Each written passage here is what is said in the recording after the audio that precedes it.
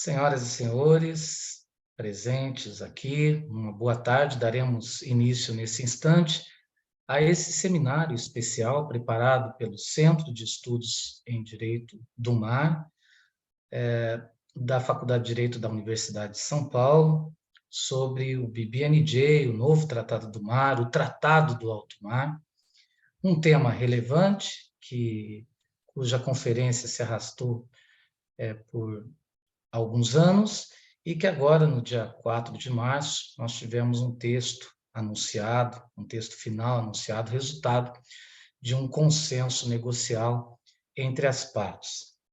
Então, com o objetivo justamente de discutir com a comunidade acadêmica, de popularizar, de divulgar os resultados dessa conferência, é que o Centro de Estudos em Direito do Mar decidiu organizar esse seminário. A metodologia que será utilizada no nosso seminário hoje é uma metodologia simples, com exposições.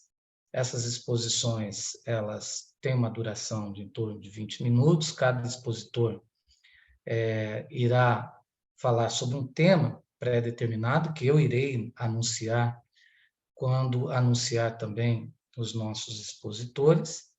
Então, é muito simples. Caso os senhores tenham alguma pergunta, eu peço a gentileza de encaminhar a coordenação do Centro de Estudos em Direito do Mar, o CEDMAR, que nós remeteremos, então, aos expositores para que façam as suas considerações.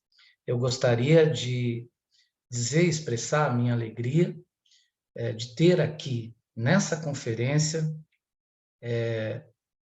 4 conferencistas da mais alta envergadura, a começar pela doutora Maitê de Souza Schmitz, chefe da divisão do Mar, da Antártica e do Espaço do Ministério das Relações Exteriores.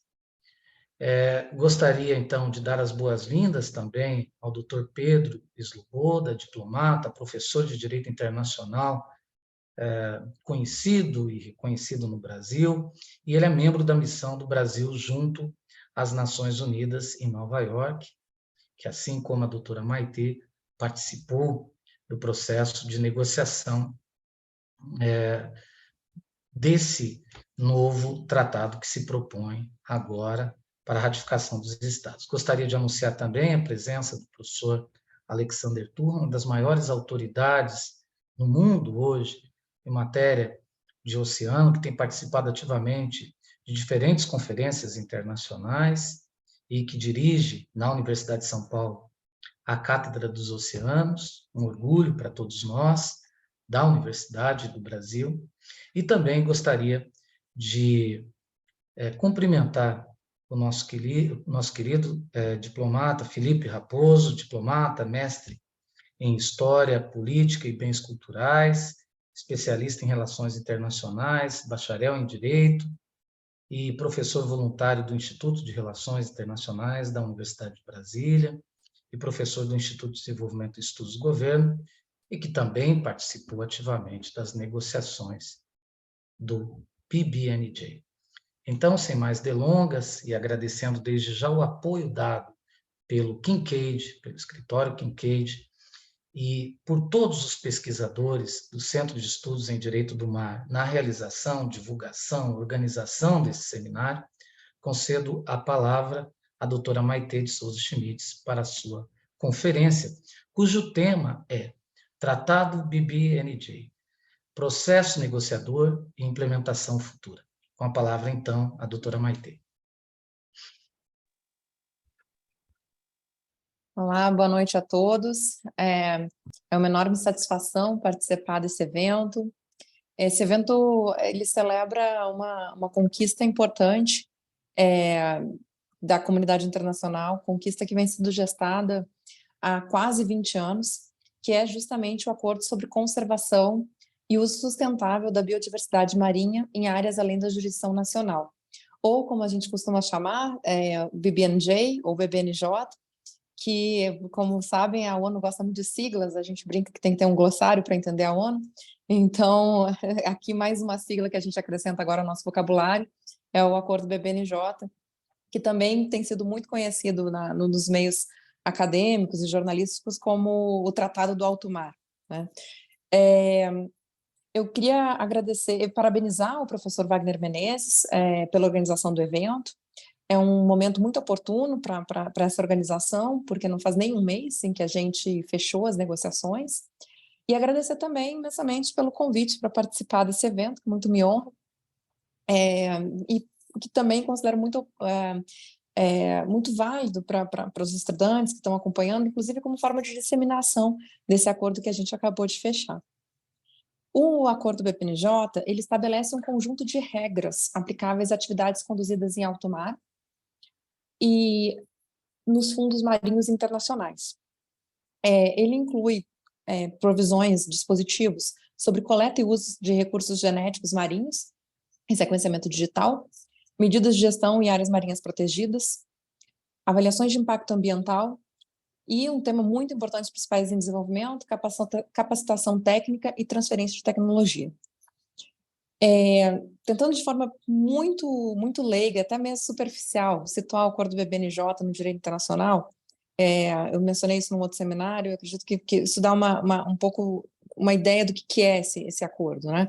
Ele é tanto uma implementação da Convenção de elementos que até hoje não eram regulamentados da Convenção das Nações Unidas sobre o Direito do Mar, quanto também uma parte importante do regime jurídico para a biodiversidade, que é essa área além da jurisdição nacional nos oceanos, que não era tratada pela Convenção de Diversidade Biológica, pela CDB.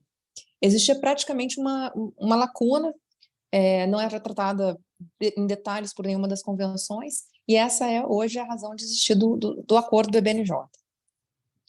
As negociações se deram em conferências intergovernamentais, a partir de um mandato que foi estabelecido pela Assembleia Geral das Nações Unidas. A gente chegou à 5ª Conferência Intergovernamental com a expectativa de que o acordo pudesse ser fechado. E aqui vale um esclarecimento, que a 5ª conferência em que eu mencionei, que se esperava que o acordo fosse fechado, foi em agosto do ano passado. E, na ocasião, foram realizadas diversas, intensas negociações, mas, ao final das 2 semanas de negociação, se chegou à conclusão de que o instrumento, o projeto de acordo, ainda não estava maduro para ser adotado. E ainda tinham divergências em torno de vários temas, sobre atribuição dos órgãos institucionais que iam ser criados no âmbito do instrumento, sobre o sistema de rastreamento e coleta e uso de recursos genéticos marinhos de alto mar, sobre os modelos de financiamento e repartição de benefícios monetários, sobre os critérios, sobre o processo decisório, sobre avaliações de impacto ambiental e a criação de áreas marinhas protegidas, dentre vários outros aspectos que ainda estavam pendentes. Então, por essa razão, as negociações do projeto de acordo não foram concluídas lá atrás, no ano passado, e foi acordada a realização de uma 5ª conferência reconvocada, que quando a gente, isso já acontece no ambiente internacional, às vezes a gente não consegue concluir uma negociação, é raro, mas acontece, e aí no lugar, já estava estourado o prazo, a ideia era terminar na 4ª conferência, e teve uma 5ª conferência, então para não criar uma 6ª conferência, uma 5ª reconvocada. Então foi feita uma reconvocada para continuar as negociações, e essa sessão reconvocada foi realizada de 27 de fevereiro a 3 de março, uma sexta-feira. Então, é muito recente. Agora, a conferência, na prática, terminou não na sexta-feira, mas sim apenas na noite de sábado, dia 4 de março, depois de quase 37 horas ininterruptas de negociação. A ponto de um dos delegados na plenária, às 8 horas da noite de sábado, dizer assim, eu estou em dúvida se a gente vai conseguir fechar um acordo, porque a gente está cheio de advogado aqui nessa sala, está analisando o texto jurídico complexo, está todo mundo sem ver a luz do sol há 2 dias, com fome, com sono, com sede, estava uma situação realmente muito curiosa. Eu já participo de negociação internacional há 15, 16 anos, e nunca tinha participado de uma reunião, de uma negociação tão longa, né? Já tinha participado de negociação que virava à noite, mas 2 dias intensos de negociação é a primeira vez. Agora, enfim, além desse arcabouço que a gente teve de negociação intensa nessas semanas de fevereiro e iniciozinho de março, a gente teve também todo um trabalho interseccional, com muita coordenação entre os países. O Brasil, por exemplo, inicialmente, lá atrás, começou se coordenando com um grupo de países latino-americanos com posições afins, que a gente chamou de CLAN, né? Core Latin American Group. Com o tempo, em alguns temas, a gente continuou com essa coordenação. Em outros temas, como estudos de impacto ambiental, formou-se outros tipos de alinhamentos. E em outros, como recursos genéticos marinhos, isso o Felipe deve conversar mais também mais adiante, conseguimos formar um grupo muito amplo de países, que inicialmente começou como esse grupo de países latino-americanos, até o ponto que foi crescendo e virou uma posição daquele grupo do G77 China, que são mais de 130 países em desenvolvimento, e que tem muito peso como posição negociadora. Para dar um exemplo, o G77 China negocia muito na ONU, nas Nações Unidas, na 5ª comissão, que é a Comissão de Orçamento, e tem um peso enorme nas negociações. Então já foi uma vitória por si só ter em determinadas matérias que eram de extrema importância para países em desenvolvimento, como repartição de benefícios, ter um grupo grande como fazendo essa posição negociadora. Depois disso, na 5ª sessão reconvocada, quando se chegou, o texto ainda estava, na quinta sessão, o texto ainda estava aberto, né? Então, a reunião começou em fevereiro com um texto com vários colchetes. E aí, não sei, para quem não acompanha a negociação internacional, quando eu digo que um texto está com vários colchetes, significa que ele estava muito longe de ser finalizado. Porque quando a gente está numa negociação internacional, os colchetes, eles indicam pontos em que não há acordo ainda com relação a um determinado conteúdo. E quando a gente olhava, eu mesmo, quando peguei o texto ali para ver o que a gente tinha pela frente em termos de negociação, chegou a quase dar um desânimo, porque eu disse assim, mas a gente tem tudo isso para fechar, era muita coisa entre colchetes ainda. Então a gente chegou nesse contexto para a 5ª sessão reconvocada, com esse trabalho árduo ao longo do período intersessional, e aqui o Felipe que vai falar com vocês, ele estava muito à frente dessa negociação, assim, a gente está aqui na mesma divisão, e tinha dias que ele sumia, assim, ficava o dia inteiro em negociação, coordenando posição com esses grupos que eu mencionei, e também, de uma forma mais ampla, tratando em negociação com outros grupos com posições negociadoras distintas, com vistas a tentar encontrar um consenso e resolver aqueles colchetes, vários colchetes que estavam pendentes. Com vistas a atacar um texto desse tamanho, vocês imaginem, um texto, são 54 páginas de instrumento, o final do acordo tem 54 páginas. Então, para chegar nesse ponto, as negociações foram organizadas em 5 grupos, que correspondiam aos eixos temáticos do acordo. Um grupo sobre capacitação e transferência de tecnologias marinhas, um outro grupo sobre recursos genéticos marinhos, acesso à repartição de benefícios, um outro grupo sobre medidas de manejo baseadas em áreas, incluindo áreas marinhas protegidas, MPAs, um grupo sobre avaliação de impacto ambiental, e, por fim, um grupo sobre assuntos transversais, institucionais, ou seja, princípios, preâmbulo, solução de controvérsias, entrada em vigor do acordo, que foi o que também, o outro palestrante que está aqui, o Pedro, se dedicou intensamente nessa fase final de negociações, e que foi bem importante para a nossa composição aqui do acordo. E um ponto que eu queria ressaltar é que um cuidado que a delegação brasileira teve nessa sessão, nessa reconvocada, foi de contar com negociadores em todos os eixos temáticos, o que não tinha sido possível até então, por falta de pessoal mesmo. Né? Então, dessa vez a gente conseguiu puxar a gente daqui, de lá, e a gente conseguiu contar com uma equipe robusta, interdisciplinar do Ministério das Relações Exteriores. Nosso consultor jurídico, o professor Galindo, esteve na negociação, esteve negociando solução de controvérsias. Então, a gente conseguiu formar um grupo coeso, um grupo forte, que não era só o Ministério das Relações Exteriores. A gente contou também com participação de delegados do Ministério do Meio Ambiente, da Marinha. A gente contou com subsídios do Ministério de Minas e Energia, Ministério da Pesca. Enfim, a gente conseguiu fazer uma coleta de informações que possibilitou chegar a uma posição brasileira equilibrada, em que todos ali poderiam atuar e participar e defender os interesses nacionais.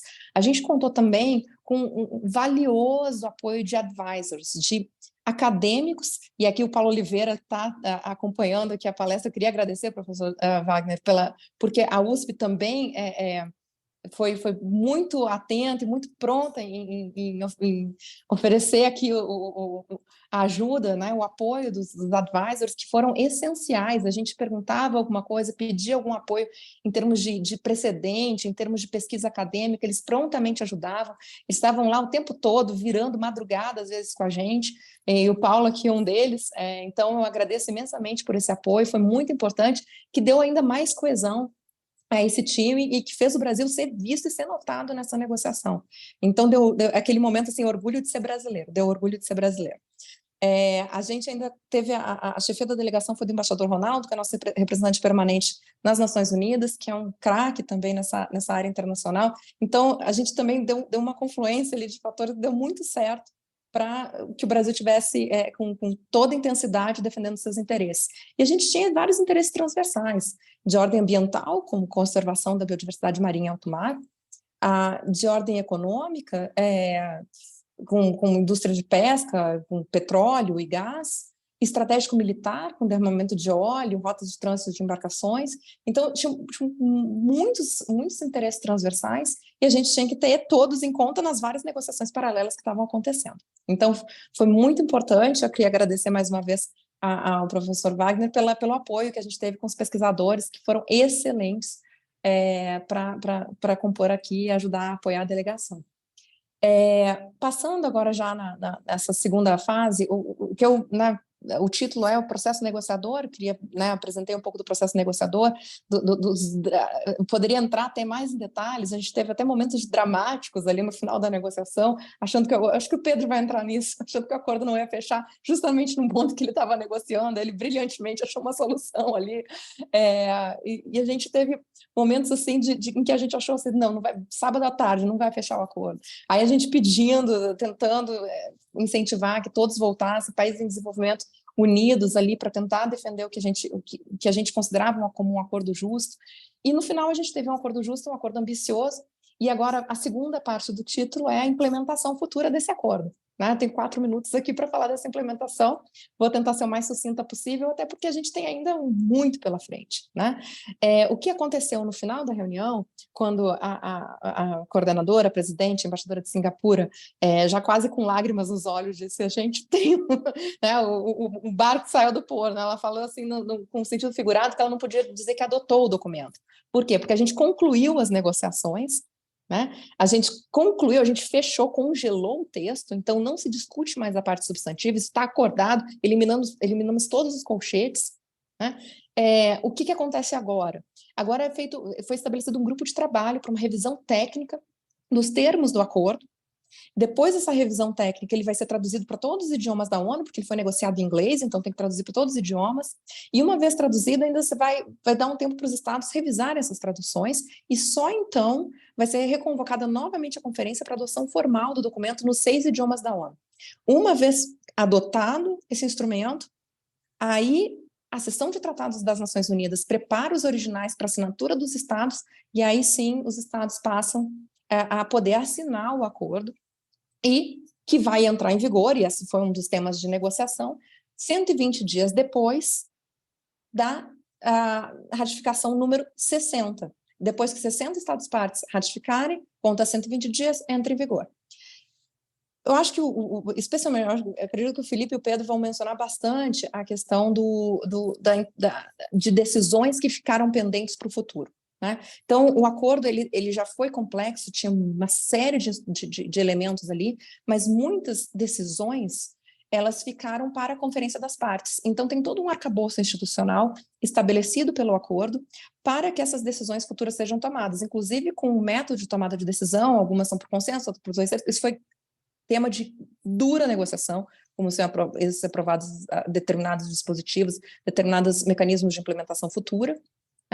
E essa Conferência das Partes deverá ocorrer até 1 ano depois da entrada em vigor. Então, para a gente era muito importante que não fosse um número muito baixo de ratificações, porque senão não daria tempo sequer para o Brasil ratificar o acordo, para poder participar da primeira Conferência das Partes, que é 1 ano depois da entrada em vigor. E também a gente não podia ser um número muito alto, porque é a urgência do acordo, um acordo muito importante, também não poderia esperar a vida inteira para ele entrar em vigor. né? Então, a implementação vai ser internacional do acordo, vai ser por meio das conferências das partes e dos outros órgãos subsidiários, foram vários órgãos subsidiários criados, e esse arcabouço institucional está bem estabelecido no acordo, mas agora é um passo a passo, adoção, assinatura, entrada em vigor, então também a gente tem que gerir as expectativas aí com relação aos próximos passos, né? Com isso, eu queria só, no último minuto que me falta, que me resta, só ressaltar a importância desse acordo, né, que no final das contas, ele é um acordo, e o Pedro acho que vai entrar mais nisso, que ele reflete muito, ele traz muito um interesse dos países em desenvolvimento, que é a importância do princípio do patrimônio comum da humanidade, e isso foi um ponto que brigamos com unhas e dentes para ter no acordo. Também é um instrumento que reconhece as liberdades, reconhecidas liberdades do alto mar, liberdade de pesquisa em marinha científica, por exemplo, e a implementação vai levar em conta esses princípios norteadores, que foram, inclusive, um dos pontos mais difíceis de negociação no final, né? Com isso, eu agradeço a atenção de todos.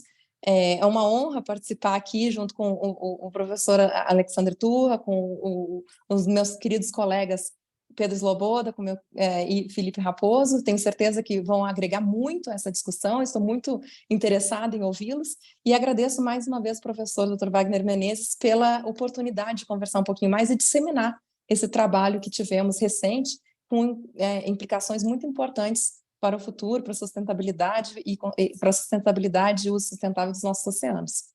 Boa noite. Boa noite, muito obrigado, doutora Maitê, pela conferência muito esclarecedora sobre esse processo de maturação de negociação desse texto e pela configuração da estrutura de um novo regime jurídico internacional, especialmente para o alto mar. Muito obrigado, uma honra recebê-la nessa nossa conferência. Com a palavra agora, doutor Pedro Sloboda, para a sua exposição, para a sua conferência, cujo tema é o princípio do patrimônio comum da humanidade no Tratado do Alto Mar. Boa noite, eu queria agradecer a organização do evento, na pessoa do professor Wagner Menezes. Obrigado, professor Wagner, é uma satisfação para mim participar de um evento tão oportuno, num momento tão importante, ainda mais com colegas por quem eu tenho tanto apreço, conselheira Maitê, Felipe, professor Alexandre. A minha apresentação é exatamente sobre um inciso, na verdade, um inciso de um artigo, e se a gente pudesse ser mais específico ainda, uma partícula, né? E, se a gente for ainda mais específico, uma vírgula. Então, a minha apresentação, eu preparei uma apresentação de slides aqui, a minha apresentação inteira vai ser para defender uma vírgula, que é essa vírgula que eu sugeriria que a gente incluísse na versão em português do acordo, depois do princípio do patrimônio comum da humanidade. Como a conselheira Maitê adiantou, esse foi o último grande entrave da conferência. A gente estava já... Isso aqui foi por volta das 19 horas de sábado, e a gente estava desde as 9 horas da manhã de sexta, sem parar, negociando o acordo.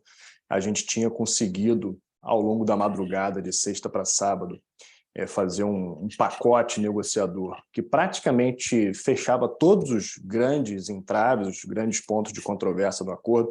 Nesse momento, a gente tinha uma dinâmica negociadora muito clara, nessa reta final em particular, entre países em desenvolvimento, que estavam representados ali essencialmente no grupo G77 China, de um lado, e países desenvolvidos, de outro, que tinham ali como grandes lideranças a União Europeia, que negocia em nome dos seus Estados-partes, dos Estados Unidos e outros, né? Austrália, Canadá, Nova Zelândia, Suíça, Islândia e outros. E a inclusão do princípio do patrimônio comum da humanidade no tratado era um pleito dos países em desenvolvimento desde o início das negociações, desde o início do mandato negociador, e era algo que os países desenvolvidos sempre objetaram, né? Não queriam a inclusão do princípio do patrimônio comum da humanidade. E o que eu queria deixar aqui, a contribuição que eu queria dar, era exatamente sobre o sentido desse which que a gente colocou aqui. Deixa eu só limpar, né, o que eu tinha riscado. Mas esse which, o registro que eu queria fazer é que ele tem um sentido explicativo, ele não tem um sentido restritivo. E por isso a minha sugestão de tradução, quando da ocasião de traduzir a convenção, seria o princípio do patrimônio comum da humanidade, vírgula, que está previsto, que está estabelecido na convenção. Beleza, eu sei, podia ter uma vírgula aqui também na versão em língua inglesa, ficaria ainda mais claro esse sentido explicativo que eu quero defender aqui e não um sentido restritivo. Mas também é verdade que foi inserida a expressão which, a partícula which, e não as, como queria o mundo desenvolvido, em um primeiro momento, porque aí sim teria um sentido claramente restritivo, né? O princípio do patrimônio comum da humanidade conforme previsto na Convenção, ou exatamente como previsto na Convenção, né? Na forma exata prevista na Convenção, não é esse o sentido. Também não está a palavra that, que muito bem pode ser sinônimo de which em alguns contextos, mas é usado essencialmente com sentido restritivo. O which não. O which tá bom, pode ser usado também com sentido restritivo, mas não é uma coincidência que essa é a palavra, porque essa foi a palavrinha mágica que a gente encontrou nos 48 do segundo tempo, quando tudo parecia perdido, foi a palavrinha mágica que a gente encontrou e eu queria passar, deixando de contribuição para a academia, para vocês que vão interpretar o acordo, ler o acordo, qual foi o sentido desse which, em que momento, como que a gente chegou nessa linguagem específica que está no artigo 5, vai virar artigo 7, porque a gente vai fazer uma revisão técnica, sem mexer no conteúdo, mas vai renumerar o que está como 3 bis, 4 bis. Então, provavelmente vai ser o artigo 7, a linha B. E a contribuição que eu queria comentar é exatamente o sentido desse which, até porque, se a gente analisar, né, o tratado à luz do seu sentido comum, ele até poderia, sem a vírgula aqui, claro que a tradução mais fácil fica sem a vírgula também em português, mas ele até poderia ter um sentido restritivo de acordo com o sentido comum atribuível aos termos dos tratados, desse tratado, mas, como a gente sabe, os tratados devem ser interpretados também em seu contexto normativo, o contexto do tratado, incluindo o preâmbulo e os outros artigos, e à luz do seu objetivo e finalidade. Uma interpretação, de certa forma, teleológica, no sentido que, né, foi pretendido, que os negociadores pretenderam dar aquela expressão, e é possível usar como meio suplementar de interpretação os trabalhos preparatórios do tratado ou da conferência. Esses trabalhos preparatórios estão, em boa medida, registrados no site da conferência. Todas as propostas que foram feitas de linguagem dos estados submetidos ao secretariado estão registrados lá.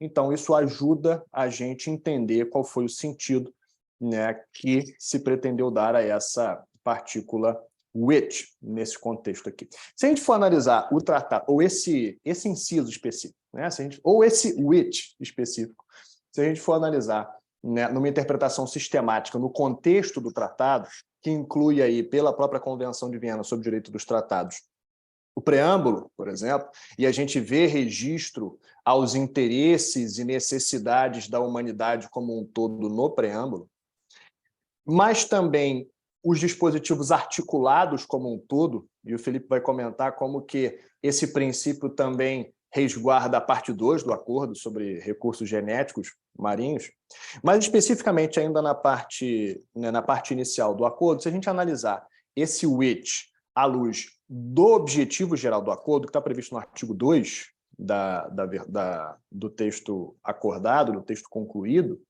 e se a gente leva em consideração que os recursos, essencialmente da área, que são considerados patrimônio comum da humanidade pelo artigo 136 da Convenção, e quando a gente fala convenção, é sempre Convenção de Montego Bay, é o sentido específico nesse contexto aqui.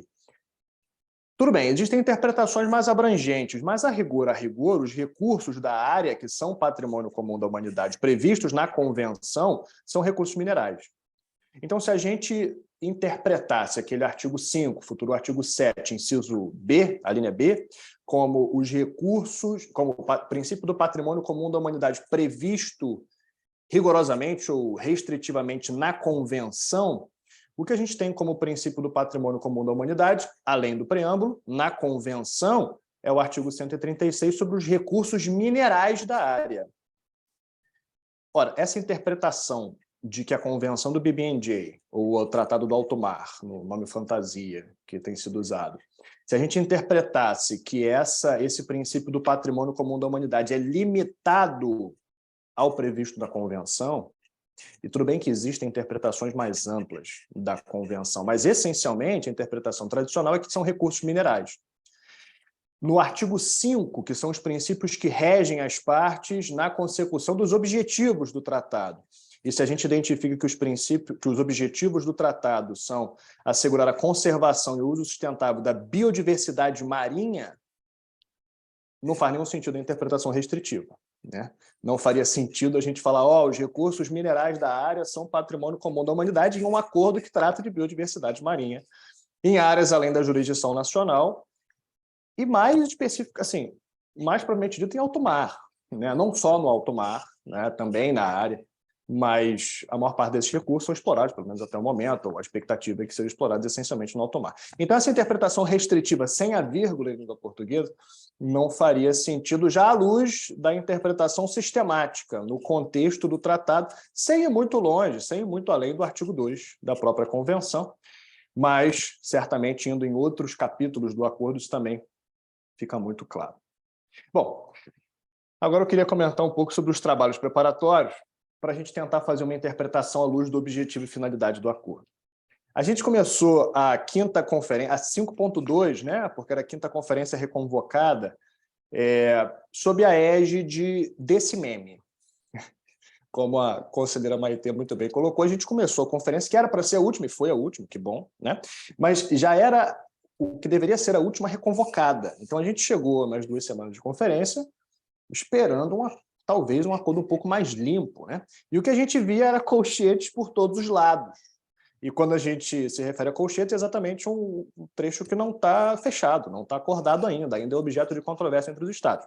E no texto que a gente tinha, que era esse daqui, era essa versão do texto que a gente tinha no início da conferência, um dos brackets, né, um dos colchetes era esse daqui, exatamente sobre o princípio do patrimônio comum da humanidade. Estava lá, artigo 5, princípios e abordagens, porque nem tudo é princípio, princípios e approaches aqui, e um desses colchetes era exatamente sobre o princípio do patrimônio comum da humanidade. Ao longo do histórico de negociação, como eu comentei, os países em desenvolvimento queriam, né, inserir esse princípio do patrimônio comum da humanidade, os países desenvolvidos queriam tirar, por isso que a gente coloca entre colchetes. Se um grupo quer manter, o outro quer tirar, não tem uma concordância entre eles, né, preferencialmente o acordo tem que ser feito por consenso, então, se não tem acordo, fica entre colchetes. Para a defesa dos países em desenvolvimento, incluindo o Brasil, a gente lutou muito por isso ao longo das negociações. O princípio do patrimônio, isso fazia, essa divergência aqui fazia parte da própria concepção do acordo de cada grupo de países. Os países em desenvolvimento queriam que os recursos da biodiversidade, além da jurisdição nacional, alto mar e área, essencialmente, fossem considerados patrimônio comum da humanidade, o que fundamentaria a implementação de várias partes do acordo. Se é recurso, se é patrimônio comum da humanidade, deve ser usado, explorado e comercializado em benefício da humanidade como um todo, assim como os recursos minerais da área. Então, eventualmente, empresas ou estados que se beneficiem de exploração dos recursos nas áreas além da jurisdição nacional, desses recursos, né, da biodiversidade marinha, teriam que repartir benefícios monetários, benefícios não monetários. Na fase de implementação do acordo com as COPs, né, certamente os negociadores brasileiros vão pegar lá o artigo 7, inciso B, vão falar o princípio do patrimônio comum da humanidade, ele fundamenta, né, o acordo, portanto, nós devemos, e aí, defender algum tipo de repartição concreta de benefícios, no caso concreto, a depender da discussão. Por outro lado, os países desenvolvidos não queriam forçar as suas empresas a pagar um imposto internacional, ou pagar uma parcela dos seus, né, das receitas, ou de alguma forma compartilhar esses benefícios derivados da exploração dessa biodiversidade marinha, portanto, não queriam esse princípio. Então, estava claro a diferença de percepção que levou a esse dilema, que foi o último grande dilema da conferência. Para os países em desenvolvimento, especificamente o Brasil chegou a defender isso, e outros países, vários outros países defenderam isso, o princípio do patrimônio comum da humanidade, ele é costume internacional. Porque ele pode ser encontrado na Convenção de Montego Bay, no artigo 136, que é esse aqui, a área e seus recursos são patrimônios comuns da humanidade, mas ele não está só na Convenção. Ele vai além da Convenção, ele está também no costume internacional, essencialmente, né, ou no mínimo, o costume internacional previsto na Resolução 2749, de 1970, aprovada pela Assembleia Geral, que era uma resolução que aprovou a declaração sobre os princípios que regem os fundos marinhos e o subsolo marinho. Basicamente, a área Tudo bem, não falava exatamente do alto mar, não comportava o alto mar, mas era mais do que recursos minerais, porque essa declaração não faz distinção entre recursos minerais ou recursos vivos ou qualquer outro tipo de recurso. E essa resolução, que está chancelada, isso daqui é um parágrafo preambular da Convenção de Montego Bay, essa resolução que foi aprovada por 108 votos a favor na Assembleia Geral, nenhum voto contra, o que pode ser entendido, sim, como uma evidência da existência de uma norma costumeira, foi chancelado também pela Convenção de Montego Bay. Esse é um dos parágrafos preambulares que reforça, né, que chancela essa resolução. Então, é verdade, sim, o princípio do patrimônio comum da humanidade está na Convenção, especificamente artigo 136, mas não está só na Convenção, vai além da Convenção, tem uma aplicação mais ampla. E aí, a rigor, a parte 11, a gente sabe do que se trata, né? Essa é a seção 2 sobre os princípios, mas a seção 1, né, determina lá especificamente. Os recursos da área são os recursos minerais. Então, a gente tinha aqui, basicamente, os países desenvolvidos que não queriam aceitar esse princípio, os países em desenvolvimento, né, necessitavam desse princípio, defendiam arduamente, o Brasil entre eles, esse princípio.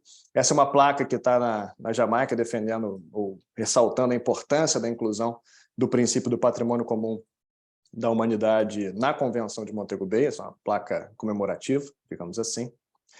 E em algum momento da conferência, na quinta IGC, quer dizer, nessa conferência de março, né, de final de fevereiro, início de março, na quinta ponto 2, na quinta reconvocada, em algum momento, né, eu tinha mostrado a primeira versão que a gente tinha, que era basicamente o 5B. Em algum momento ao longo da conferência surgiu essa que poderia ser uma fórmula de compromisso. A aceitação do inciso 5B, princípio do patrimônio comum da humanidade, mas com a inclusão também da liberdade de alto mar. Porque com isso, você atendia, né, os interesses dos países desenvolvidos. Se os mares são livres, eles podem ser explorados livremente. Só que na visão dos países em desenvolvimento, um princípio ou uma liberdade dos mares anularia o outro. Então, eles não eram equivalentes, era uma falsa equivalência essa. Não só porque a liberdade de alto mar não tem nada a ver com o uso sustentável de recursos da biodiversidade marinha ou conservação, mas também porque 140 estados tinham defendido reiteradamente ao longo das conferências a manutenção do princípio do patrimônio comum da humanidade, ao passo que as liberdades de alto mar surgiram na última semana da última conferência. Então, na quarta-feira, se não me engano, da última semana, e isso daqui está nos trabalhos preparatórios, está lá no site da conferência, um grupo de países em desenvolvimento, né, o Brasil entre eles, fez uma proposta de incluir as liberdades de alto mar no preâmbulo, não no artigo 5. Então, de reconhecer, né, essas liberdades de alto mar, que estão enumeradas na Convenção, e aqui eu coloquei essencialmente o artigo 87, que trata da liberdade do alto mar, e enumera essas liberdades, as famosas 6 liberdades do alto mar, essencialmente, mas para não colocar no mesmo patamar, porque eles não são equivalentes. Então, eles estariam no preâmbulo e o patrimônio comum da humanidade nos princípios, na parte articulada propriamente dita. E uma das liberdades de alto mar, que era a mais cara aos países desenvolvidos, era exatamente a liberdade de investigação científica, que está aqui no 87F da Convenção de Montego Bay. Bom, às 7 horas da noite, a gente chegou no momento, e esses aqui são excertos, né, nesses últimos 4 minutos aqui de apresentação, esses são excertos de uma reportagem da New Yorker sobre as negociações, e esse foi realmente um momento decisivo aqui, talvez, né, da conferência, foi um momento em que já estava todo mundo exausto, né, sem ver a luz do sol, né, já tinha virado a noite, já tinha negociado o dia inteiro de sábado, e ao longo da madrugada de sexta para sábado, a gente conseguiu fechar um pacote negociador que basicamente resolvia quase que tudo do acordo. Na manhã de sábado, no início da tarde de sábado, foram resolvidos outros 2 pontos, outros 2 entraves que ameaçavam o acordo, né, envolvendo questão de área marinha protegida, envolvendo estados não parte na convenção. Faltava só um entrave, só um último entrave, mas que se revelou o grande entrave que realmente botou a conferência em risco. A gente passou praticamente a tarde de sábado inteira negociando linguagem para isso, 2 grupos, países de desenvolvimento, países desenvolvidos negociando, sem chegar no acordo, até que chegou esse momento, que é relatado aqui, né, do New York, em que realmente isso daqui aconteceu. Né, dos 2 grupos se sentaram e falaram, não tem acordo, não posso aceitar isso, não posso aceitar isso. E realmente fecharam os laptops, levantaram, foi cada um para um canto, a presidente da conferência, embaixadora de Singapura, que era a Rina Lee, chamou para o plenário para fazer um anúncio, que anúncio seria esse? Naquele momento não teria acordo. não teria acordo. Algumas delegações chamando atenção para privação de sono, né, privação de nutrientes, de luz solar, enfim. Naquele momento, não tinha mais condições, enfim, havia uma exaustão realmente das negociações naquele momento. Parecia que acho que a gente realmente correu o risco de não ter convenção naquele momento. E aí eu acho que eu posso dizer que a delegação brasileira teve um papel importante para desarmar essa bomba num movimento coordenado. A gente estava muito perto do acordo, Só precisava encontrar linguagem para isso. E aí, nesse momento em que os observadores do BBNJ estavam assistindo na famosa CR2, que era a sala mais ampla onde aconteceria o plenário, sem saber o que ia acontecer, já tinha passado, na verdade, o prazo da conferência, porque deveria ter terminado no dia anterior, mas como a gente seguiu sem parar o relógio, seguiu sem dormir, sem interromper as negociações, né, consideremos que ainda era, né, o dia previsto pela conferência. Então, em um momento, uma movimentação muito importante, a gente conseguiu reunir todo mundo não, as principais lideranças do mundo em desenvolvimento, do mundo desenvolvido, as principais lideranças de cada grupo regional, de cada grupo de cada um desses 2 grandes grupos de países, né? E a gente vislumbrou o ponto de interseção, tá? O ponto de interseção entre as 2 posições, que era um ponto de interseção muito fino, muito sutil, mas que existia, né? E esse ponto de interseção era essencialmente essa linha tênue aqui de interseção entre os 2 grupos, era essencialmente uma linguagem que incluísse a convenção, precisava incluir a convenção, porque para os países desenvolvidos eles tinham que ver referência à convenção para falar, tá vendo? É só recurso mineral da área. Mas que, ao mesmo tempo, fosse mais abrangente que a convenção, porque para os países em desenvolvimento era essencial. Para os países em desenvolvimento, o princípio do patrimônio comum da humanidade vai além da convenção e a nossa concepção desse princípio é muito além dos recursos minerais da área, né? Até mesmo na própria convenção, que é sobre recursos biológicos. Como eu comentei, a primeira linguagem que os países desenvolvidos queriam era as, conforme previsto, ou de acordo com o estabelecido na convenção. Aqui teria um sentido que realmente limitaria, né? A gente chegou a pensar em possíveis soluções e esses trabalhos preparatórios aqui deixam claro, né, que a intenção era ser mais abrangente. Então, uma linguagem como o princípio do patrimônio comum da humanidade, de acordo com o direito internacional aplicável, incluiria o direito costumeiro, incluindo a convenção, para agradar os desenvolvidos. Ou o princípio do patrimônio comum da humanidade, conforme refletido na convenção e na declaração de princípios de 1970. Essas 2 fórmulas foram muito importantes nesse momento-chave em que tudo parecia que explodia, não teria tratado, porque desdramatizaram aquele momento. Foram consideradas, essa daqui em particular, foi considerada um ponto de partida para começar as negociações, para encontrar um ponto de chegada comum a ambos os grupos. Essa daqui também foi aceita, só que aí a gente precisava de algo mais enxuto, né, algo mais limitado. E foi aí que a gente chegou, né, na fórmula final, nessa sala, enquanto alguns esperavam no plenário, né, com as principais lideranças dos 2 grandes grupos, em que a gente chegou nessa fórmula de Witt. A gente não chegou a discutir vírgula, talvez se a gente tivesse mais tempo ou mais horas de sono, a gente poderia discutir se teria uma vírgula, se não teria. Mas o sentido do Witt aqui era exatamente esse, de encontrar esses 2 requisitos aqui, de incluir a convenção, mas necessariamente sendo mais abrangente da convenção. Me parece que uma interpretação teleológica à luz do sentido e objetivo do tratado, levando em consideração esses trabalhos preparatórios aqui, essas fórmulas, né? Uma vez que a gente chegou no conteúdo, no ponto de interseção em termos de conteúdo, a gente só precisava encontrar a linguagem encontrada foi essa, né? A sugestão do representante da Jamaica, excelente, aqui tem um papel-chave, o princípio do patrimônio comum da humanidade, que está previsto na convenção, mas com um sentido mais abrangente, e por isso, né, me parece que em português a vírgula aqui deixaria claro esse sentido mais abrangente. E as liberdades de alto mar também foram inseridas, né, para acomodar todos os interesses, todas as necessidades, mas não foi considerada em paridade exata. Por quê? Foi selecionada a liberdade do alto mar mais importante, que é a liberdade de investigação científica, e foi destacada aqui. Essa seria mais ou menos a paridade, né, com o princípio, com a liberdade de investigação científica, junto com as outras liberdades de alto mar, e esse foi o texto final que a gente chegou. E depois disso, né, no plenário, esse é o momento do anúncio em que a presidente disse, né, o navio atracou, que foi uma fórmula realmente muito feliz, como disse a Maitê, porque virou assim, uma expressão-chave, virou uma frase emblemática aqui no histórico das negociações, ao mesmo tempo, juridicamente, não significa nada, né? Ela não podia dizer que o tratado foi adotado, não foi. A gente simplesmente concluiu as negociações e decidiu criar um grupo de trabalho para fazer uma revisão técnica do acordo. Com isso, eu agradeço mais uma vez o convite, né, e encerro minha apresentação. Obrigado, professor. Obrigado a todos que estão assistindo. Obrigado, doutor Pedro, pela saborosa descrição da negociação no que toca a esses temas, especificamente em relação ao princípio do patrimônio comum da humanidade, fundamental. Eu acho que traz, sim, uma nova visão para o estudo do direito internacional e que, dentro de uma perspectiva sistêmica, está interrelacionado com outros aspectos, inclusive com impactos teóricos profundos no campo do direito internacional contemporâneo. E que bom que o Brasil tinha, doutor Pedro, entre os negociadores, o senhor, que tem um profundo conhecimento de direito internacional e que pôde colaborar profundamente na edificação desse acordo fundamental para toda a humanidade.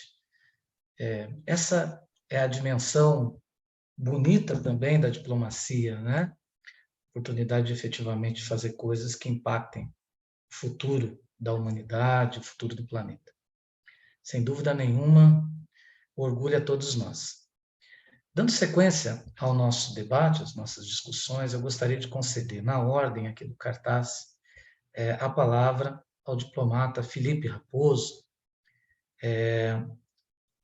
cujo tema é recursos genéticos marinhos e repartição de benefícios, contribuição do Brasil no processo negociador. Com a palavra, o doutor Felipe. Obrigado, professor Wagner. Muito obrigado pelo convite. Boa noite para quem está assistindo. Pretendo fazer alguns comentários, agregando ao que a Maitê já comentou, agregando ao que o Pedro acabou de comentar. Eu vou fazer comentários sobre a parte 2 do acordo em particular, a parte que trata sobre recursos genéticos marinhos e repartição de benefícios, a parte do acordo, talvez, que gerou a maior polarização nessas negociações entre, por um lado, países em desenvolvimento, por outro lado, países desenvolvidos. Antes disso, eu quero comentar um pouco sobre o processo de elaboração da posição brasileira, né? Como é que essas posições, como é que as instruções para a nossa delegação elas são construídas. Eu acho que isso tem um efeito educativo interessante para o público que está participando.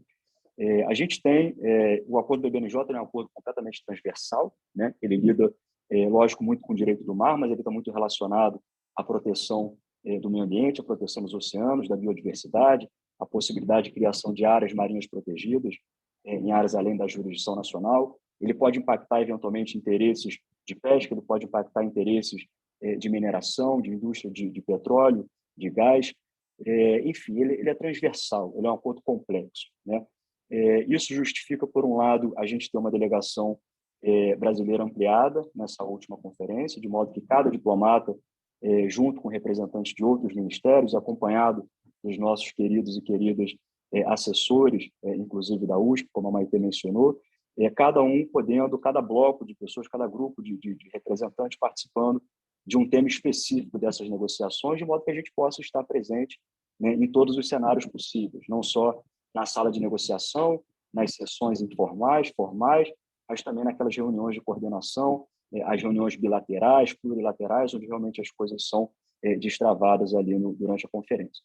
Para a gente montar uma posição brasileira para um acordo complexo, primeiro isso exige uma boa quantidade de estudos, de análise, de leituras, né, de artigos acadêmicos, por parte de todos aqueles diplomatas e outros representantes que participam da delegação. A gente tem que estudar, logicamente, também todo o histórico, né, tudo aquilo que foi produzido em termos de documentação, não só pelo Itamaraty, mas por outros órgãos também, ao longo das conferências passadas, né? Lembrando que a primeira conferência negociadora foi em 2018, e a gente acabou, a conclusão das negociações aconteceu no que seria na segunda parte da quinta conferência, foi praticamente uma sexta conferência, agora finalizando em março de 23, mas é um processo de negociação que tem quase 20 anos, né? Quase 20 anos, então tem todo um conjunto de documentação mais para trás, que tem que ser analisado também por quem está participando, para a gente, sabendo o histórico, saber formular aquelas posições presentes.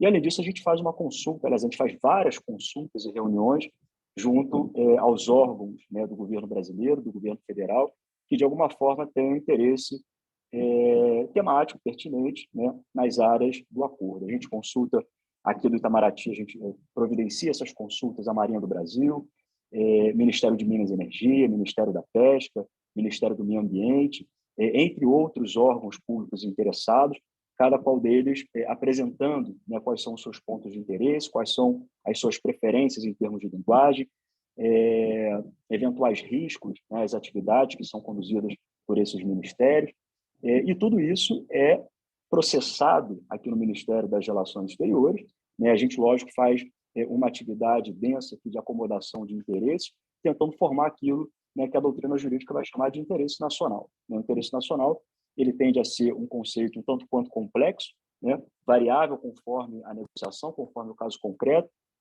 mas a gente conseguiu, na medida do possível, e eu acho que o resultado final desse texto ele foi muito condizente com aquilo, né, que a gente considerou como se fosse de interesse nacional para essas negociações do acordo BBNJ. É importante também, professor Wagner e o pessoal que está assistindo, a gente levar em consideração a natureza processual dessas negociações. Como eu mencionei, são negociações que formalmente foram iniciadas em 2018, mas que já se encontravam, né, em ritmos de trabalhos preparatórios, em estudos e análises no âmbito das Nações Unidas há quase 20 anos. Tem todo um registro de relatos, tem todo um registro de participação nessas negociações passadas por parte de outros diplomatas, né, e de outros representantes também, de outros órgãos, outros assessores, advisors, inclusive, posições que foram construídas historicamente pelo Brasil, mas que, logicamente, têm que ser ajustadas, têm que ser aprimoradas, têm que ser, em alguns casos, flexibilizadas para a gente também conseguir, né, as flexibilizações que a gente deseja por parte de outras delegações que pensam diferente da nossa delegação. Formação de contatos, formação de parcerias, né, reuniões virtuais, reuniões presenciais, e um processo que eu acho que talvez seja o mais importante, que é o processo de construção de confiança, né? A diplomacia, acho que ela está muito associada a essa construção de confiança, a partir do momento que a gente consegue estabelecer laços, digamos, um pouco mais profundos com delegados de outras nacionalidades, a gente consegue ser um pouco mais franco, um pouco mais sincero, um pouco mais honesto, não que a gente não seja, a gente sempre costuma ser, mas a gente consegue ser sincero naquilo que a gente quer, naquilo que a gente pode, naquilo que a gente não pode, e isso facilita a obtenção de um consenso em termos de linguagem final, né, no âmbito de um acordo. E eu quero dar 2 exemplos aqui, que são exemplos concretos dessas negociações do acordo do BNJ, que evidenciam a importância dessa natureza processual, a importância de se ter paciência, né, de respeitar as fases do processo, de respeitar o tempo, principalmente, dessas negociações. Por exemplo, a gente pega o sequenciamento genético digital, né? Os países desenvolvidos, quando a gente volta na primeira parte da 5ª Conferência do BNJ, lá em agosto de 2022, do ano passado, os países desenvolvidos eram contra qualquer tipo de menção a sequenciamento genético digital no acordo da BNJ. E o sequenciamento genético digital, ele é basicamente a fonte de informações, a fonte de dados, a partir dos quais são feitas pesquisas científicas, a partir dos quais são desenvolvidos produtos, né, a partir do sequenciamento genético desses recursos marinhos que são coletados não só em alto mar, mas também em águas sob jurisdição nacional, inclusive em águas jurisdicionais brasileiras, que não é o escopo do acordo do BNJ, lógico, mas os países desenvolvidos queriam tirar essa parte do acordo, né? Ou seja, o que seria lá em agosto de 2022, se a gente tivesse concluído as negociações do acordo do BNJ, a parte 2 seria basicamente uma parte que regulamentaria atividades relacionadas a recursos genéticos marinhos na sua amostra física, né? Naquele recurso genético marinho que é coletado lá por uma embarcação em alto mar, né? Uma esponja do mar, por exemplo, uma espécie, né, de peixe, um cavalo marinho, algo nesse sentido. Seria basicamente esse tipo de regulamentação, o que é muito pouco frente àquilo que a gente tem em termos de prática científica voltado para recursos genéticos marinhos atualmente. Em dezembro de 2000, então, a gente não teve o acordo, né? Lógico, como vocês sabem, em agosto de 2022. Em dezembro de 2022, a gente teve a Conferência das Partes, da Convenção sobre Diversidade Biológica, em Montreal, COP-CDB. Entre outras decisões que foram adotadas nessa COP, eu ressalto aqui a mais importante, a que mais influenciou as negociações da parte 2 do Acordo BBNJ, que foi a decisão 15/9, de 19 de dezembro do ano passado, que basicamente incorpora, né, a todas as negociações no âmbito lá da CDB, da Convenção sobre Diversidade Biológica, que incorpora o conceito de sequenciamento genético digital, as negociações relacionadas a recursos genéticos marinhos. A gente pega a CDB, né, que é uma convenção de 92, que foi concluída no Rio de Janeiro, inclusive, na Conferência das Nações Unidas, no Rio. Ela jamais foi aplicada de forma concreta a sequenciamento genético digital. Ela sempre foi uma convenção, e aí eu incluo também o Protocolo de Nagoya, que também sempre regulamentou atividades relacionadas a amostras físicas, a coleta física dessas amostras de recurso genético marinho, no caso da CDB, de águas sob jurisdição nacional.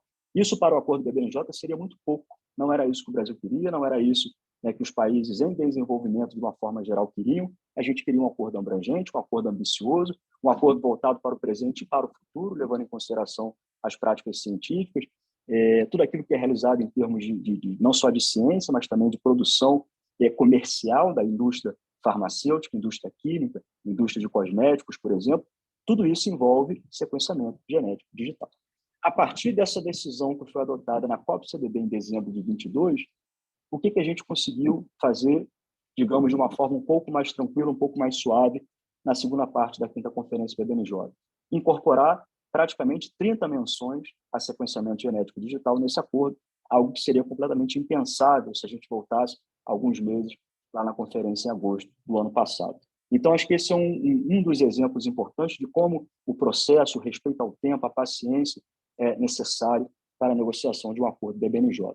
Um outro exemplo importante pode ser a repartição de benefícios monetários decorrentes da utilização desses recursos genéticos marinhos de alto mar, algo que era completamente fora do radar do acordo em agosto do ano passado.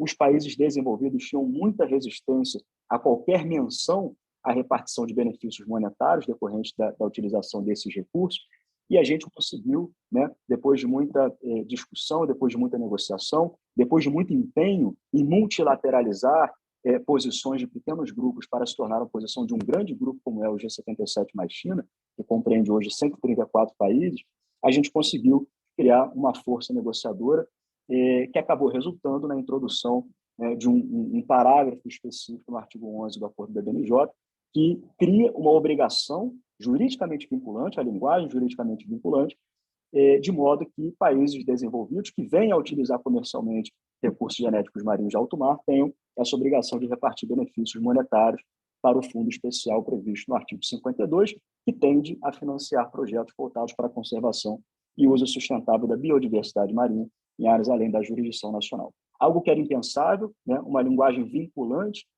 nesse sentido, era completamente impensável em agosto de 22, sempre foi a nossa posição, mas não era nada consensuado, e a gente conseguiu fazer com que se tornasse uma linguagem do acordo final, acordado nessa última conferência agora, de fevereiro e março desse ano. E eu pretendo fazer alguns comentários sobre a parte 2, propriamente dita, né? A parte que trata de recursos genéticos marinhos e repartição de benefícios. Como eu mencionei, a parte que gerou a maior polarização entre países em desenvolvimento, por um lado, países desenvolvidos, por outro.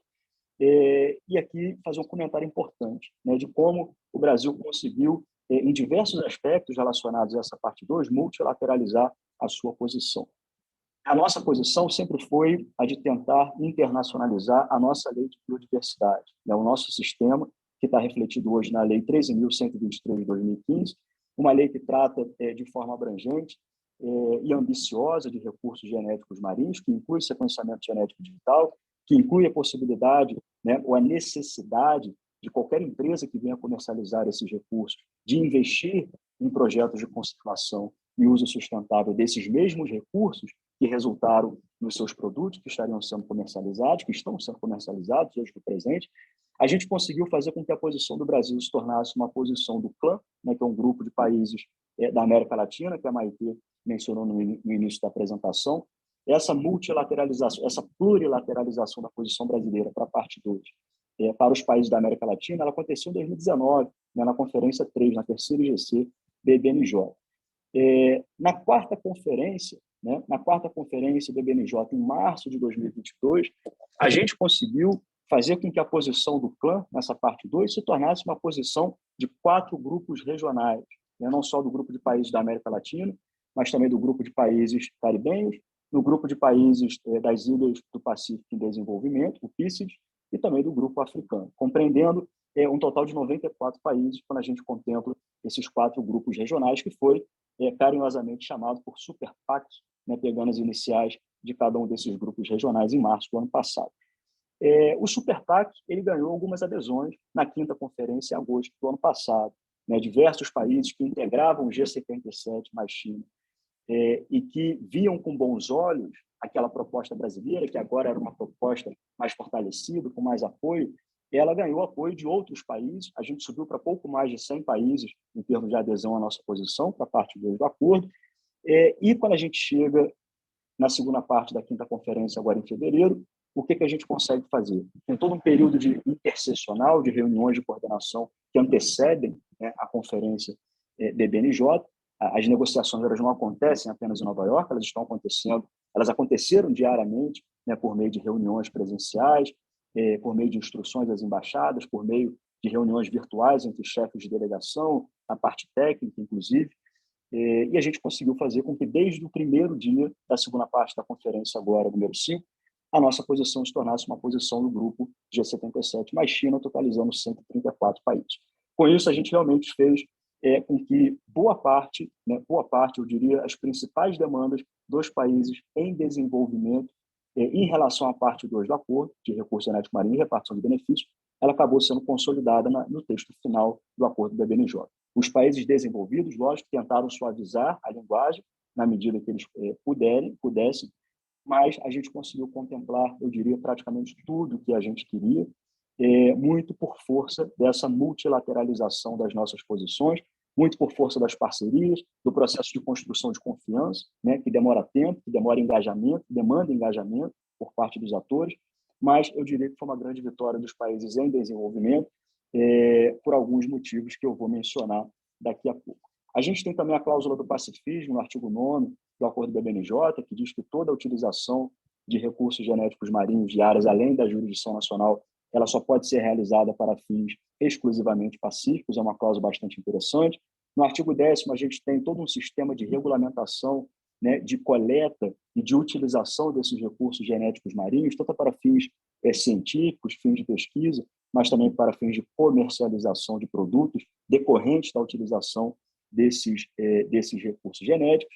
A gente tem um comitê de acesso e repartição de benefícios, a gente tem um artigo 13 que trata sobre transparência das atividades relacionadas a recursos genéticos e monitoramento dessas atividades, e a gente tem, né, as cláusulas mandatórias de repartição de benefícios não monetários e repartição de benefícios monetários decorrentes da utilização também desses recursos, que principalmente aqui foi desde o início do processo negociador uma demanda dos países em desenvolvimento.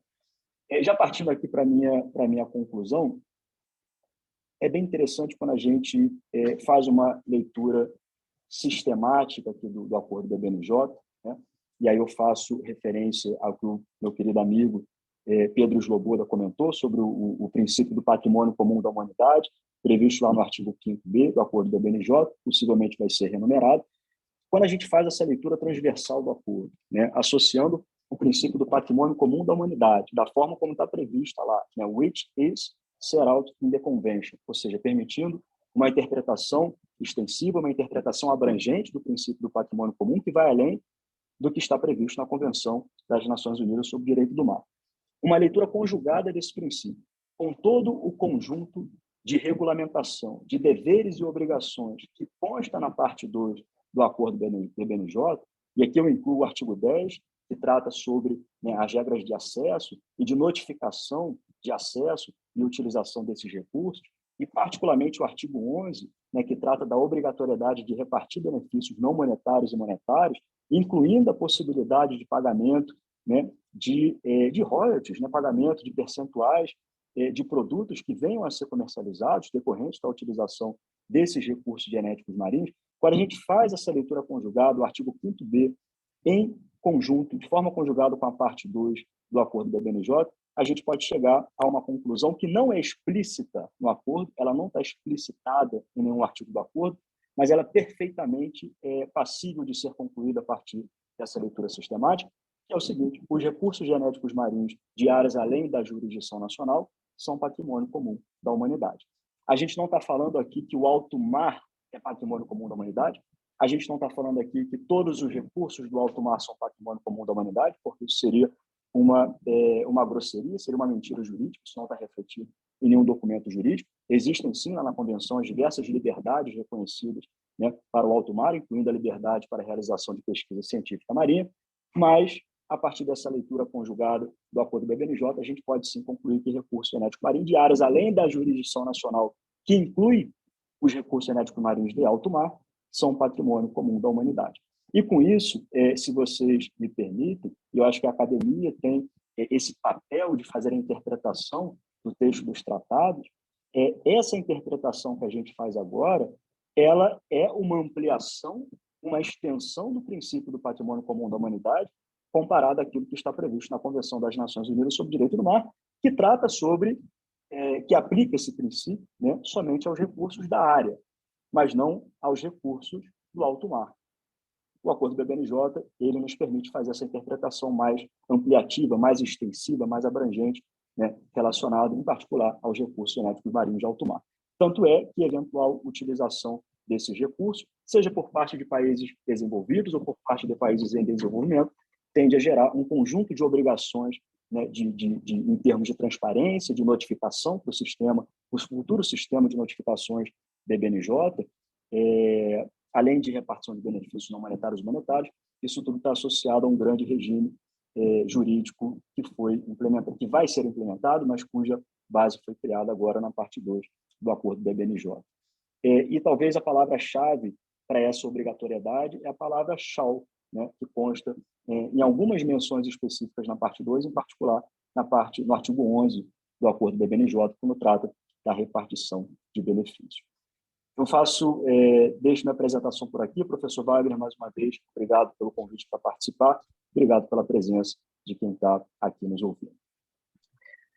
Muito obrigado, diplomata Felipe Raposo, pela sua exposição e por mostrar como foi o processo dinâmico de implementação da liderança do Brasil na discussão de determinados temas. Eu só gostaria de reforçar aqui a minha admiração, o meu respeito e dar o meu testemunho do tanto que você trabalhou e que se dedicou à realização do BBNJ. Então, esse reconhecimento deve ser feito em todas as instâncias e a sociedade brasileira lhe é muito grata. Muito obrigado mesmo. Com a palavra agora, o professor Dr. Alexander Turra, que é o professor do Instituto Oceanográfico da Universidade de São Paulo, coordenador da Cátedra Unesco para a Sustentabilidade do Oceano, e o tema do professor Alexander Turra é o poder dos instrumentos do tratado e sua relação com a agenda global do oceano. Com a palavra, professor Alexander. Obrigado, Wagner. É uma alegria estar aqui. Eu agradeço imensamente o convite, a consideração, as suas palavras, né, que são, assim, um pouquinho inflacionadas, né, no sentido aí de reconhecer a minha atuação, mas, assim, eu estou batalhando aqui para tentar fazer um bom trabalho e representar, né, fazer um diálogo entre a ciência e a tomada de decisão. Você, como uma pessoa muito generosa, né, está incentivando esse tipo de atividade, que é uma atividade esperada da gente que está atuando na universidade. Então, obrigado, e sua generosidade é muito importante. Também queria agradecer, né, a possibilidade de estar aqui compartilhando esse espaço com essas pessoas, né, que têm um papel central, né, no diálogo internacional e na busca, né, de um planeta, né, de um movimento um pouco mais concertado, com C, né, um pouco mais orquestrado, harmonioso, né, nas relações internacionais, especialmente valorizando as necessidades do Sul global, no qual a gente se encontra. Então, a doutora Maitê, que é um prazer, o doutor Pedro e o doutor Felipe, querendo já mandar um abraço para o meu querido amigo Francisco Nelson, com quem eu tenho interagido no âmbito das discussões do Tratado dos Plásticos, né, no âmbito da UNEA, que é outra pessoa bastante abnegada e obstinada nessa busca. Eu queria começar minha fala retomando aquela vírgula. Aliás, é o seguinte, hoje é segunda-feira à noite, e toda segunda-feira à noite tem uma aula de dança de salão aqui no Instituto Oceanográfico do lado de fora, e eu fico bem em cima. Então, se vocês estiverem ouvindo alguma música, no caso agora é forró, né, é por conta disso, tá? Então, só para deixar registrado esse fato. Eu queria retomar a vírgula. A vírgula na identificação de organismos marinhos muitas vezes pode ser uma cerda de um poliqueta, né? Ou um espinho em um peixe que faz com que a gente descubra uma espécie nova. Então, não necessariamente a vírgula é uma vírgula, né? Ou o it né? É uma coisa sem sentido ou sem relevância. Na verdade, esses detalhes têm muita relevância, como o doutor Pedro mencionou. E isso é muito importante porque, como vocês demonstraram, esse tratado é muito amplo, é muito extenso e é muito complexo. E isso reflete a demora para se maturar isso, né? A gente, no Brasil, tem alguns processos que também demoraram muito para maturar, como a Política Nacional de Resíduos Sólidos, né? Ela tramitou 20 anos. Agora a gente está tramitando por 10 anos a Lei do Mar brasileira, não aquela que vocês mencionaram, a Convenção, né? Mas a Lei do Mar brasileira. Projeto de Lei 6969 de 2013, que reconhece o bioma marinho no Brasil e estrutura instrumentos importantes para o seu uso sustentável. E, nesse sentido, é muito importante a gente entender que os ganhos trazidos por essa convenção, né, na verdade, por esse tratado, eles são muito importantes porque eles ajudam a gente a dialogar com outros movimentos que vêm sendo feitos, né? E também entender um pouco das angústias que ficam pelo caminho, pelos elementos não cobertos efetivamente pelo acordo, né? Então, assim, primeiro, é um avanço, é um arrojo, né? É um ganho, né? Então, a fala, né, da chair do evento ao final, ela representa muito bem. O navio chegou na praia, né? E não morreu na praia, né? Ele chegou na praia, e lá vai aportar, e lá ele vai se recarregar, e lá ele vai conseguir novas energias para conseguir fazer outros movimentos. Hoje eu estava dando aula à tarde, aula de gestão costeira integrada, e uma das coisas que eu comentei com os alunos é que né, a arte da gestão, a ciência da gestão, às vezes é a arte de aproveitar janelas de oportunidade e de entender que muitas vezes você consegue chegar no possível e não necessariamente naquele ideal que você vislumbra. E o que vocês demonstraram nas falas de vocês foi exatamente isso, como você promove essas convergências na medida do possível. E com o tempo a gente vai evoluindo, né? Isso ficou muito claro. Queria agradecer vocês, né? Porque não é necessariamente a minha área de atuação, e ficou muito claro, inclusive para um biólogo, né? Mas o que eu queria trazer era um pouquinho do meu esforço de tentar traduzir os principais elementos dessa convenção para o público em geral, né? Até o ano passado, a Scientific American Brasil existia no Brasil, hoje ela já não existe mais. Eu tinha uma coluna mensal, e as três últimas colunas, os 3 últimos textos eu dediquei aquela versão quase que desesperadora, né, quase final desse texto, mas trazendo não esses aspectos que vocês trouxeram, mas sim os grandes instrumentos que estavam previstos ali. E aí eu usei 3 textos, ou 3 títulos, para trazer essa reflexão. O primeiro foi: a biodiversidade marinha é de todos e para todos. Isso é o que procura garantir o novo tratado.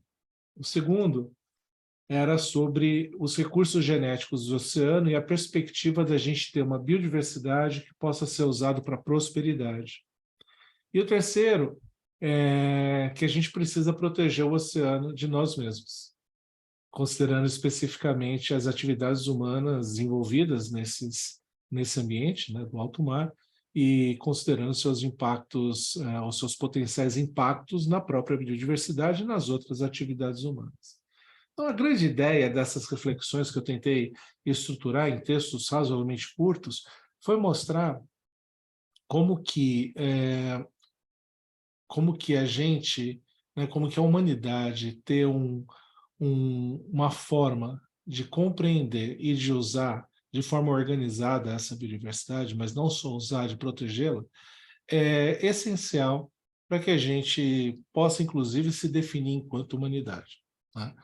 A gente tem aqui o primeiro elemento, o grande instrumento, que é o compartilhamento dos recursos genéticos, né? Que a gente não poderia, de repente, falar sobre isso há 20, 30 anos atrás, porque a gente estava engatinhando nas técnicas de análise, das análises moleculares, né, da biodiversidade. Hoje não, hoje isso já é recorrente, né?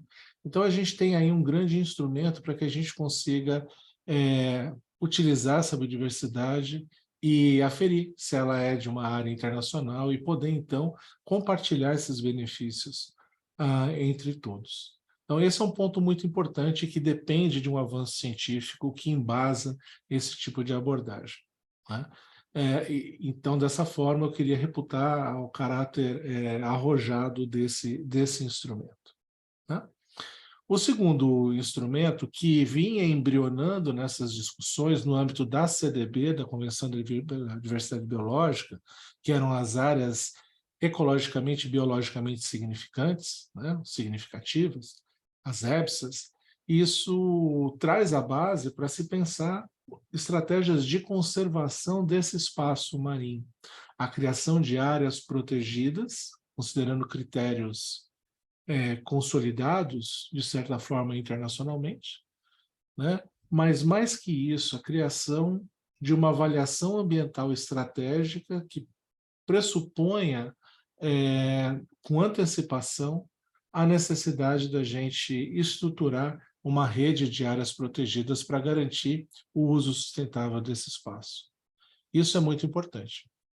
Isso é o que a gente busca fazer dentro do país, né? No âmbito do Instituto Chico Mendes de Conservação da Biodiversidade, essa é uma das atribuições que nós temos e que foi possibilitada a nós na medida em que nós solicitamos e tivemos o direito de ter uma área sob jurisdição nacional que a gente chama de Amazônia Azul. Então, nesse sentido, a gente tem uma certa experiência nacional, né, de como fazer isso, e o mundo vem trabalhando conceitos científicos e abordagens científicas para a gente poder buscar esse tipo de estruturação. É curioso que no âmbito dos fundos marinhos, essa reflexão ela já vem maturando há quase uma década, com uma internalização pela Autoridade dos Fundos Marinhos, mais recentemente, desse movimento de criação de áreas de interesse ecológicos, né? De interesse ecológico, né? E trabalhando esse planejamento das áreas que não vão poder ser utilizadas para mineração no fundo marinho, né? São as áreas de particular interesse ecológico e que são desacopladas das áreas de mineração. Então, isso é fundamental porque a gente vai, então, ter instrumentos que vão permitir a gente fazer esse planejamento antecipado e de longo prazo. Mas o mais interessante é promover o diálogo entre a área sob jurisdição nacional e a área além da jurisdição nacional, uma vez que muitos dos recursos são móveis, pensando nos recursos vivos, e as correntes levam elementos de um lugar para o outro, incluindo poluentes. A gente está falando de óleo, a gente está falando de lixo, né? O lixo no mar, por exemplo. E isso faz com que a gente, de uma forma holística, integrada e articulada, precise criar estratégias de diálogo dessas duas áreas, dessas duas jurisdições, para possibilitar uma estratégia de conservação efetiva da biodiversidade. Então, esse elemento é muito importante, a gente precisa considerar. O outro instrumento que eu acho fundamental, outra abordagem que é fundamental, é a avaliação de impacto ambiental, que foi trazida de forma a se buscar, né, é a antecipação dos impactos potencialmente causados pelas mais variados tipos de exploração dos recursos, e para que as medidas mitigadoras e compensatórias possam ser pensadas na proporção dos impactos que vão ser causados. E isso é fundamental, porque isso promove a materialização do princípio do poluidor-pagador, no sentido em que as externalidades potenciais de um dado empreendimento, elas são internalizadas no processo de avaliação de impacto ambiental. Então, esse é o terceiro elemento que eu considero extremamente oportuno para que a gente consiga, então, resguardar essa biodiversidade para presente e para as futuras gerações. Tem um último elemento que eu queria comentar, antes de falar do que eu senti falta nesse movimento, né, nesse processo, que é a importância das iniciativas de formação de recursos humanos e transferência de tecnologia. Isso, eu estou participando bastante do tratado aí da poluição ambiental por plásticos, incluindo o ambiente marinho, e esse é um ponto central. Porque um tratado como esse, um documento com essa importância, ele não pode, nas entrelinhas, acabar sendo um instrumento hegemônico, né, de manutenção, né, de uma polarização entre norte global e sul global, na perspectiva de produção tecnológica no norte e venda, né, desses produtos ou dessa tecnologia para o sul. Né? O que a gente tem que fazer é um movimento um pouco mais equilibrado, de forma que os países do sul global tenham condições de receberem eventualmente a capacitação, mas também de produzirem essa ciência, a tecnologia e a inovação que vão ser necessárias para esses processos, né, para a implementação desses instrumentos, inclusive o monitoramento do ambiente marinho. Então, eu vejo que esse é um elemento central para que a gente consiga equilibrar um pouco a relação entre os países, inclusive nas áreas sob jurisdição nacional, porque as tecnologias que a gente acaba empregando fora, nas áreas além, elas também vão ser úteis nas áreas dentro das jurisdições nacionais. E, nesse sentido, dá para se pensar o quão importante, não só para compartilhar os benefícios da biodiversidade, esse documento mas também para compartilhar outros aspectos que também são igualmente relevantes nessa busca de um equilíbrio de forças global, inclusive aí na formação, na produção científica e tecnológica. Então, eu vejo assim, né, resumindo esses quatro pontos como pontos necessários e que vão ajudar a gente a caminhar no uso racional, no uso equilibrado desse espaço marinho, que é de todos e para todos. Porém, há dois aspectos que eu entendo que foram deixados de lado, não foram enfatizados na discussão do tratado, porque senão ele nunca sairia, que é a questão dos recursos pesqueiros e os fundos marinhos, que têm arranjos de governança específicos e que já têm outros timings em termos de sua implementação, né, de sua idealização e implementação. Então, mas também entendo que muitos dos instrumentos aqui colocados, indiretamente, vão acabar interferindo no uso e no planejamento do uso desses outros recursos, embora isso não tenha ficado explicitamente colocado como um conflito antecipado. Então, nesse sentido, eu vejo assim, que esses ganhos, eles sobrepõe imensamente esses pequenos aspectos que eu pude destacar do ponto de vista oceanográfico, do ponto de vista biológico, mas vejo que sim, a gente tem aí um instrumento muito importante para a gente trazer para o mesmo nível reflexões importantes, né, e promover uma visão holística que faça com que a gente consiga construir o oceano do presente e do futuro, que é o que a década do oceano está prevendo. Finalizando, a gente tem esse movimento da década da ciência oceânica para o desenvolvimento sustentável sendo estruturado de 2021 a 2030, e a gente tem como metas nesse caminho um oceano limpo, um oceano saudável e resiliente, um oceano produtivo e utilizado sustentavelmente. Só esses três já demonstrariam, né, toda a aderência que esse movimento que a gente está falando aqui tem em relação a esse outro movimento da década do oceano. Mas a gente precisa ir além. A gente está falando também de um oceano previsível, ou seja, um oceano que a gente consegue prever, né? A gente consegue entender o que vai acontecer no futuro, em várias escalas de tempo. Um oceano seguro para as atividades humanas.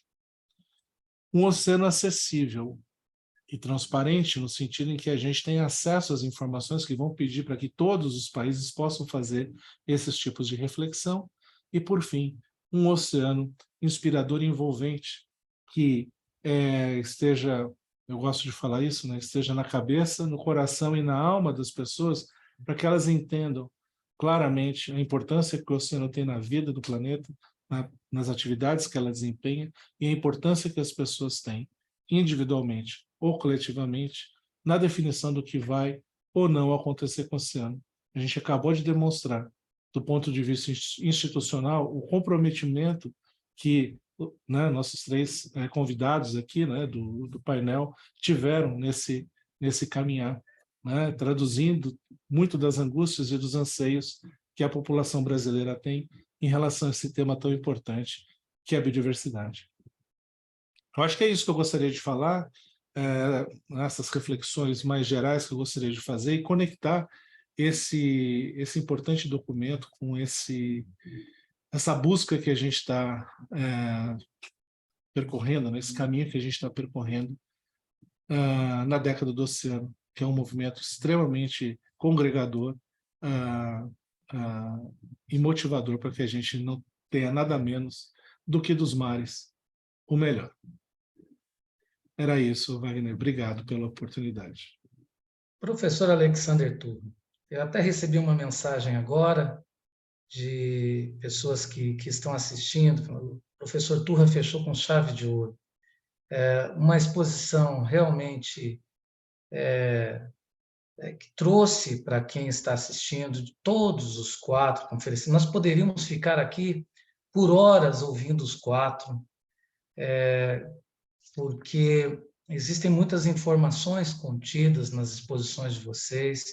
Seguramente todos os que vieram para essa conferência estão muito felizes com o resultado, e nós temos essa questão de limitação de horário, e eu quero agradecer a todos os conferencistas aqui pela observação do tema. E dentro do meu direito de fala e de encerramento, eu gostaria de fazer aqui alguns apontamentos, com repercussões, obviamente, no campo do direito, que eu extraí da fala dos senhores, né? O primeiro ponto é que é um tratado proposto, mas é um documento vinculante, que cria um novo regime especificamente sobre o alto mar. Então, nós estamos falando aqui de normas que vão trazer uma obrigação para os estados. Nós temos um alargamento no tratamento do princípio do patrimônio comum da humanidade. Eu acho que isso é importantíssimo. Com todo respeito aqui ao professor Pedro, de Direito Internacional, Felipe também, professora Maitê e Turra, no campo do direito internacional, especificamente no passado, quando nós, professores de direito internacional, íamos trabalhar o princípio do patrimônio comum da humanidade, muito no quadro da Unesco, nós tínhamos uma dificuldade de justamente encontrar uma justificativa para a efetivação normativa desse princípio.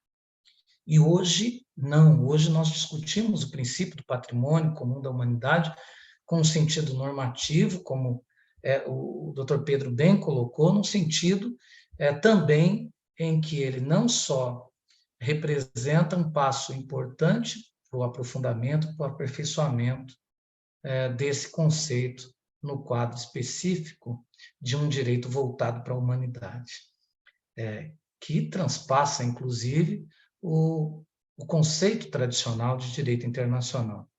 Eu gostaria de chamar a atenção, mesmo que dentro do quadro de solução de controvérsia citado pela doutora Maitê, O alargamento ou a possibilidade, a abertura da Conferência das Partes, formular consultas para o Tribunal Internacional sobre Direito do Mar, o que representa uma, digamos, atribuição mais soft para o tribunal, mas que é conferida à Conferência das Partes de fazer essas consultas periódicas ao Tribunal Internacional sobre Direito do Mar, que obrigatoriamente terá que se debruçar sobre esse novo tratado. Aliás, quando falam, mas espera aí, esse tratado ele foi negociado, ele vai passar por um processo ainda de ratificação dos Estados, qual a repercussão concreta disso? Olha, a repercussão concreta é que esse documento, como Felipe, doutora Maitê, doutor Pedro, o professor Turra, comentaram aqui, eles serão seguramente utilizados na interpretação não só de decisões importantes em cortes internacionais,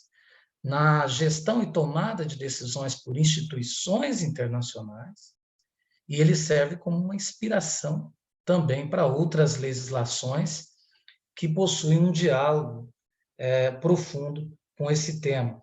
Então, é importante chamar a atenção, no quadro sistêmico de interpretação do direito internacional, a repercussão importante, desde já, que gera desdobramentos importantes no campo da interpretação e do estudo do direito internacional. Gostaria de chamar a atenção, o Felipe tocou nesse tema, especificamente para uma nova dimensão também do tema sobre transferência de tecnologia. O professor Turra chamou a atenção para isso, que isso era importante, criar know-how para países em desenvolvimento.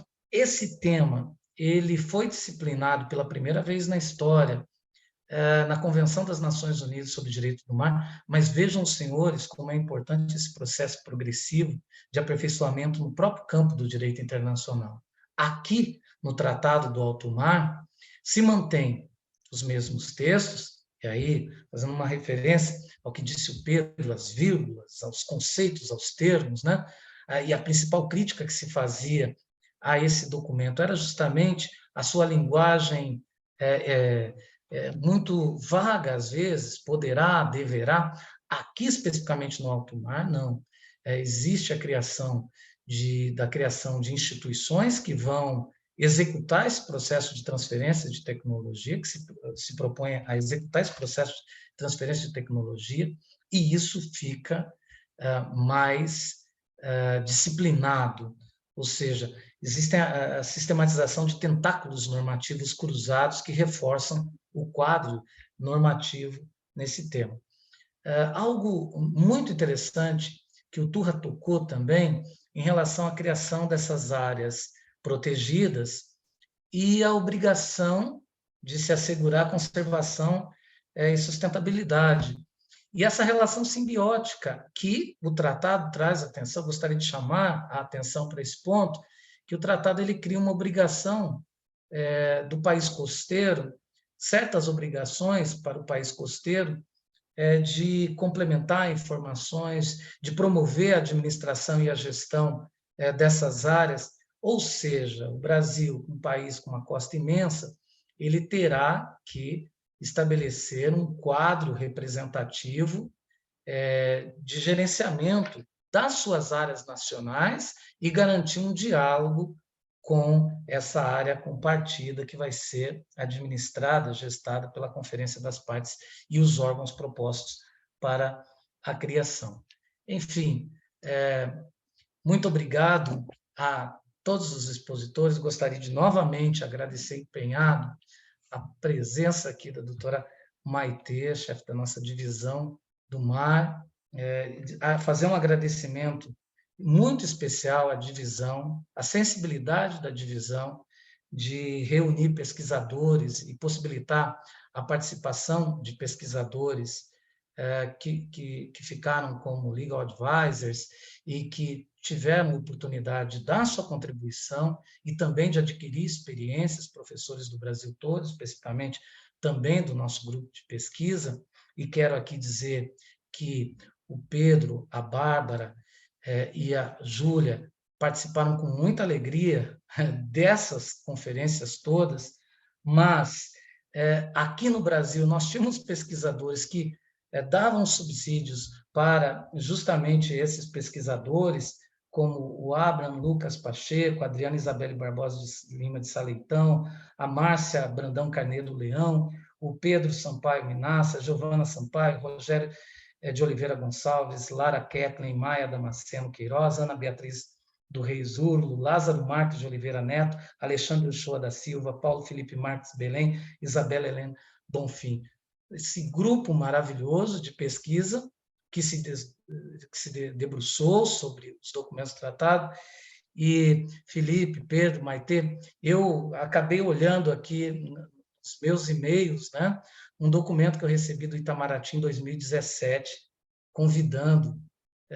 nos convidando para participar de um debate em Brasília sobre o BBNJ, BBNJ, e naquele momento que não se tinha exatamente uma dimensão para onde caminhava o BBNJ, e aqui tem um anotadinho aqui sobre o patrimônio comum da humanidade, que nós fomos lá brigar pela reafirmação desse princípio, porque até então era tudo muito nebuloso, não se sabia exatamente quais seriam os caminhos adotados por essa negociação, e esse ponto ele sempre foi fundamental para o nosso grupo de pesquisa.